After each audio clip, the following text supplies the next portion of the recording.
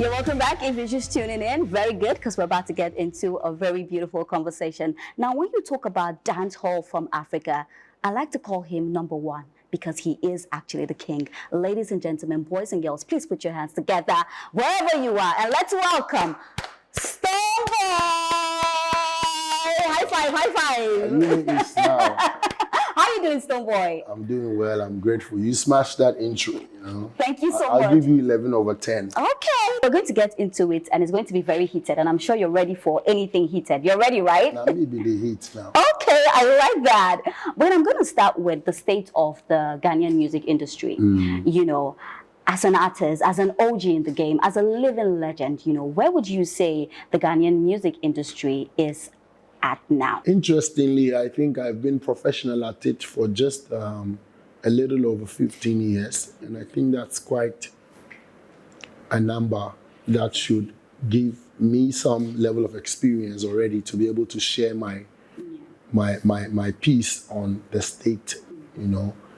I start like that to acknowledge the fact that people have been in there for more than, 20, 30 years, and they would also have a more precise and a more clear state if they want to share it. So from my piece, I think it's been interesting since I got into the scene with a very remarkable and unique style of blending African music with dancehall music. It has given it a different, or it has added on to the spark that would be, especially as a different voice. You know, I say voice because I remember that that style used to be carried by musicians or talents who actually had a certain kind of tone to drive it, you know. And in that, I would give respect to man like OG originator like Samini, who's been in that light, you know. I can also take it back to Sonny Bali, may he so rest in peace, and I can take it back to Yogi Dogi.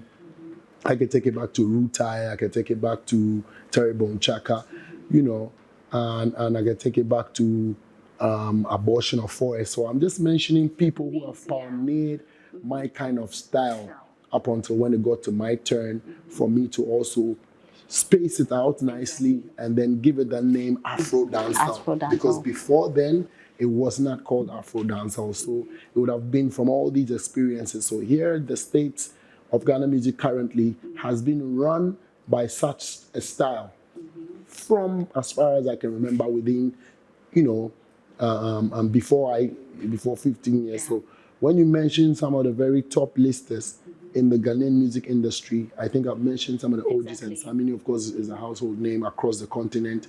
So I'll say that quite currently, we have had impeccable talent, who have also come in from the trap hip hop, aspect to add to the whole situation. Nonetheless, high life music or typical African music would always be the base of the Ghanaian sound, where you have the people like Kwabena, people like Ofori and Ponsa, people like Bisa Kede, who would be running it, in today's terms, and Akwaboa, and so the rap aspect also, of course, there's Sarkodie, who has been very remarkable in his space. We both share like almost similar timings, as long as we've been here, giving credits to the likes of Reggie Rockstone, who's like the godfather of the rap.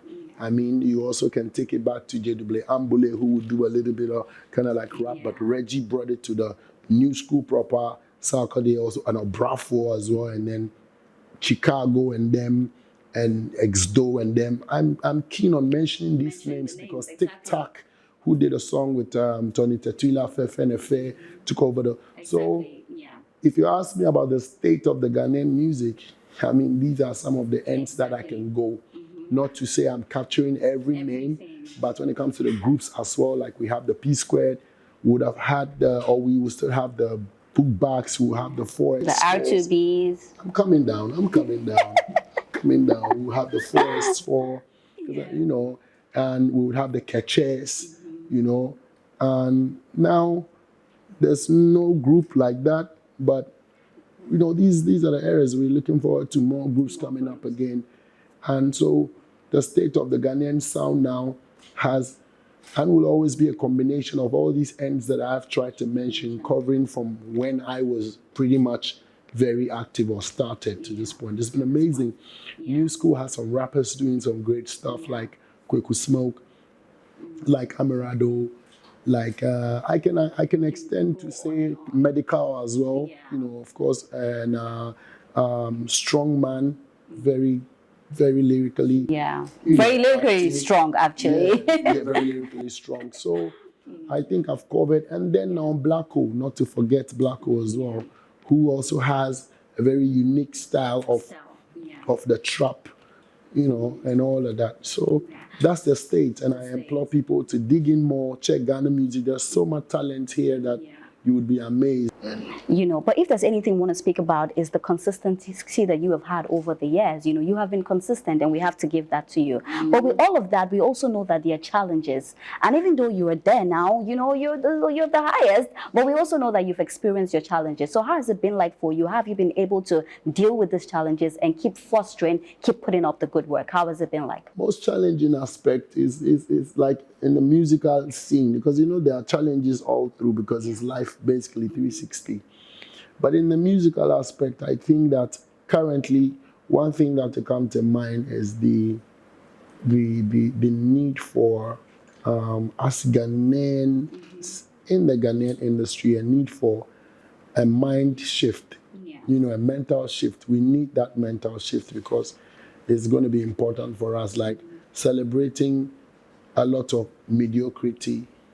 I was going to come to that. Is one thing that is hurting our industry, because if we want to progress, then we'd have to do progressive things.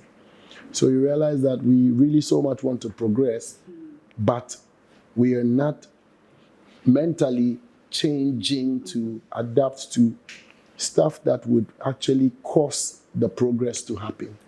We're still very, much lurking within certain terrains, which will eventually be celebrating mediocrity. That is how I can term, I can continue to be specific and give at least an example we want that. So it can clarify what I am summarizing. But that is it. There's a need for a mental shift. If we do want progress, we have to get on our progressive mentality.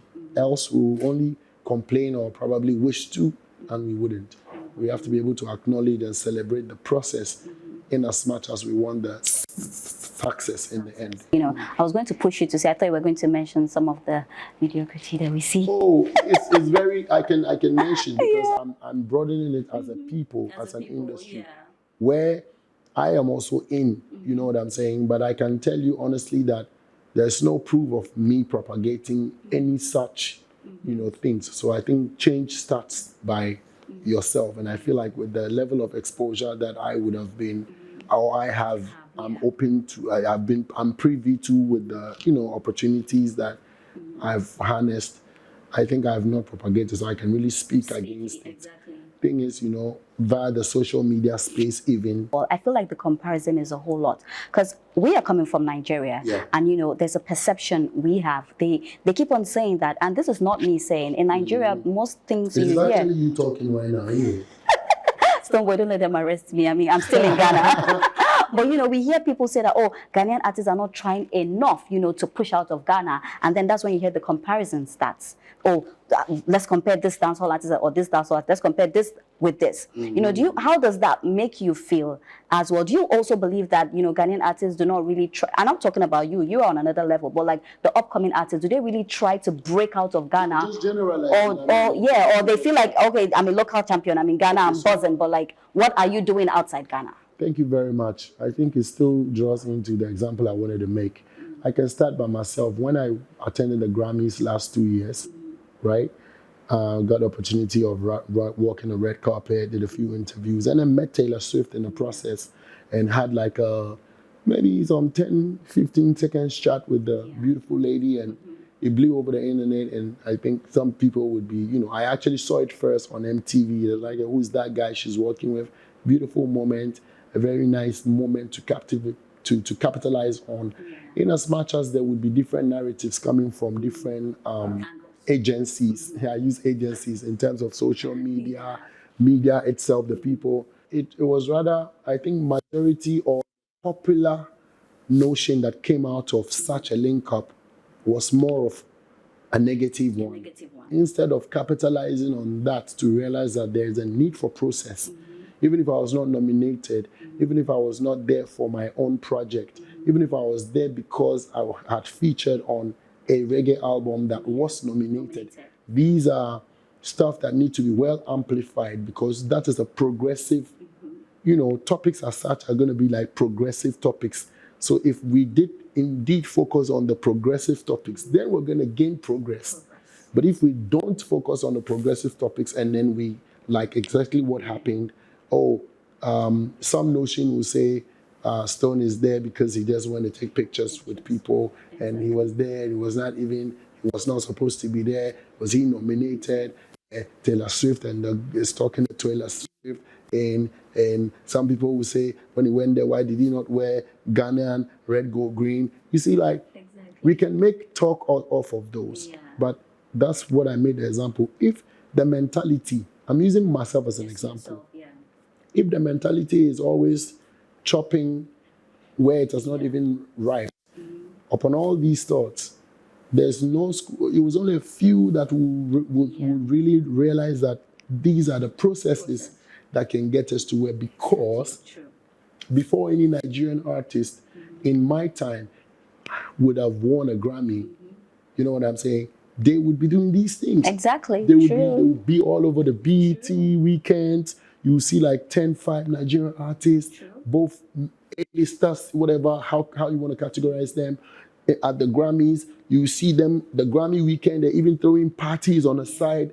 Inclusion, persistence, narrative is clean. And interestingly, beautifully enough, you would see narratives from the Nigerian media whereby even the locals who are supposed to be the regular people who are not media people, you will see comparisons like Whiskey don't drip past. Yeah. Whiskey is, they'll put his picture and put Justin Bieber. They'll put his picture and put somebody else American and compare and be like, he's even more than that guy. And you will see narratives like, if it was not for Davido, Chris Brown would not have won a Grammy. I love such narratives. Here in Ghana, I please to say that you would find out that we create narrative that would rather bring us back. This is something we hear a lot. Ghanaians don't love each other. Ghanaian music industry, they don't love each other. A blogger is out there, and instead of him to celebrate, Stonebwoy was here, he's rather writing, look at what Stonebwoy wore. Exactly. It happens a lot. So do you agree with me that there is the pull him down syndrome in Ghana? That's where I need the mentality. That's where I can advocate for, and I've stated with proof, and you have seconded the fact that there's a need for a mental shift. So that even if there's fights, even if there is fanatic war, which is everywhere, the end goal will become like, especially what is happening in Nigeria, because I am friends with David. I'm good with Berna. I'm good with a lot of the brothers. Tiwa, Oxlade. I really respect the way they respect me. I've seen that the majority of the talk is like, Davido, he make your man get. True. That's what's up. That is progressive enough. That could be controversial, but social media loves to talk. What do they do with your data now? Data is there. We need something to. If you don't create a talkable topic that is still progressive, then in the end, you will not realize that you're doing yourself more harm than good. So you see, that is what is here. And if you want to term that as a pull him down syndrome, of course, it is an African thing. We are the one that has described the PhD. PhD is supposed to be the highest level of any educational level, if I'm not lying, the doctorate and PhD. You know what I'm saying? From your master's to go to your PhD. But how is it that we have now PhD that is supposed to be standing for something high has been colonized to become pull him down syndrome? So you see what we love to celebrate. pull him there with the TH, let's say the D's. You see, what if we now change it and say pull him there? So the pull him down is everywhere, and I think we're focusing more on like too much competition, and so we're actually losing sight of excellence. What a beautiful conversation, Stonebwoy. I need to say that I'm really excited about how open you are, with this conversation. But we're going to go on a quick break, and when we come back, we're going to speak about rivalry in the music industry. And I know you definitely want to hear this, so don't go anywhere. We will be right back. You're welcome back. If you're just joining us, we've been having a fantastic conversation, and we're talking about rivalry in the music industry. And of course, I don't want to go deep into this. I just want us to scratch the surface, because we've seen a lot of fights, and sometimes we're wondering, we hope this is just for the music industry, because we understand that beef is good. I know that beef is good business, but when it now gets deeper than the beef, we are wondering, what is really going on? But like I said, I do not want us to go deep into it. We just want to do the surface. What's your take on rivalry in the music industry? Is it healthy? And when is the limit for it to stop?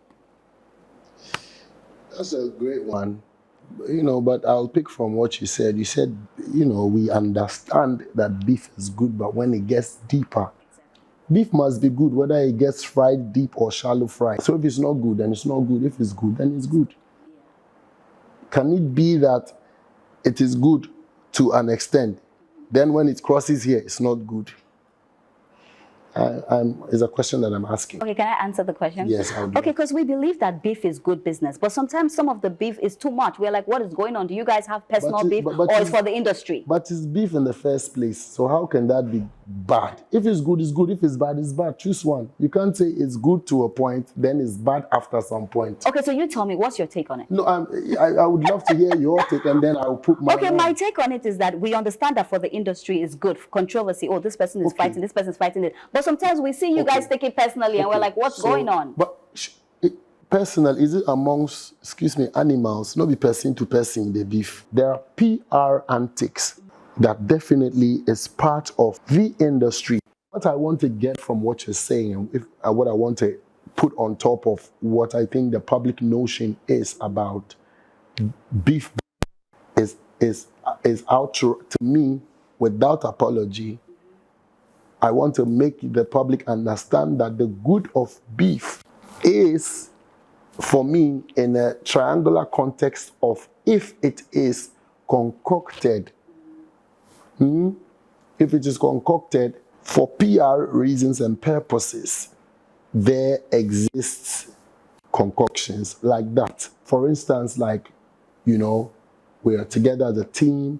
Okay, we want to try to make maybe Stonebwoy. We want to make a certain break. Okay, Uncle Dele will say, Stonebwoy, just arrange something like, say, for instance, we know it's a sensitive area because you're married. Why don't we just concoct something and, like Stonebwoy and Nancy, okay, so maybe I'll fly you to Nigeria, we'll do an interview, we'll take shot, we do something that will just inside the people's mind and blow it through ovation and say, is Stonebwoy dating Nancy? My Empress is not going to shout because she knows what we're driving to. We just want to break a certain space. But we need to have objectives to why we want to do that. We sat down with Uncle Dele, we fixed it, we realized that, okay, this is what we want to do. We want to probably promote an album eventually. But it's well calculated, the objective is clear. And then during the process, we make sure that we know our limits. We make it remain as a rumor with some nuggets that would have sparked it. But there's really no evidence. We also want to talk about your album. And we know that Dr. Mighty, we have our Dr. Mighty all the way from Nigeria on it. Is it the only Nigerian on it? Maybe on this particular, maybe, may I check out, but of course not the first Nigerian that I've ever worked with. Amazing. Oh, of course, Dr. Mighty. Who did Better Thing is amazing. It's a beautiful song. Yeah, I know. We're still about to shoot the video because the album is like less than 4 months old. It's been doing crazy stuff. Off of the album came JJJ, a big song during the December and still now running. Yeah, true. We have Jiggle and Wine featuring Spice from Jamaica. It's a great song. I saw the performance. Yeah. That was hot. Yeah. Spice, she killed it. She killed it, Yeah. Amazing performer, And we brought some Jamaicans, Jashi. I always have my festival in Ghana. 9 years running. This year is going to be the 10th anniversary. So we hope to keep rising the flag of Ghana high and keep you know, cementing the bridge that keeps us together as a people, whether you're black in the Caribbean, whether you're black in the Antarctica. You know, I just love how open you have been throughout the interview, and that's why I said that. You know, you've said a lot that really resonates with some of the things you know we hear in Nigeria, and you've been able to. For me, I believe that you've been able to put it together and make us understand. But as we wrap up, I want you to look straight into your camera, the one you've been looking at, and you know, just send a message to not even your fellow musicians, but to the media, to bloggers, you know, on what they put out. Okay. So that's what I want you to do before we wrap up. Thanks for the opportunity. I believe that if we, like I think I may have mentioned, if we want to attain progress, we can only do progressive stuff to attain progress. We cannot debate it to say we do this, we do that, and we do not realize that those things have consequences that would affect the eventual outcome. You know, so let us all be pinned on to stuff that will bring the eventual outcome that we want. If we really do want success, we do have to change our mentalities, the things we say, the things we blog about, how we say them. We need to have the target of progressive, you know, achievement. This is what we want. The objective has to be like success, progress, so that however it goes, we can achieve it, you know. And I don't think that anybody has used, I don't believe that you can use evil spirit to get something good. Evil, good. You must end up, you know, so if you want to, with all the bloggers, we know that engagement is key. But there's a lot to speak on. There's a lot to engage on if you really look at things from a different perspective on every topic, you know, that you find. We need to have more open convos that would throw more light to enlighten us, to grow the industry, to teach us, you know, not only base everything off of mediocrity and controversy, and because they say it sells and all. I'm not a big fan of such. It has actually hindered us, especially in the Ghanaian space, because even when we compare it with the Nigerians, you can see that they definitely are doing something right that we are not doing. Exactly. What a fantastic conversation, Stonebwoy. Once again, thank you so much for honoring this invite. It's been a fantastic conversation. But yes, that's all we could give you on this particular episode. Thank you so much for joining us. My name is Ria Abdul, and I will catch you again on the next episode. Do have a nice time.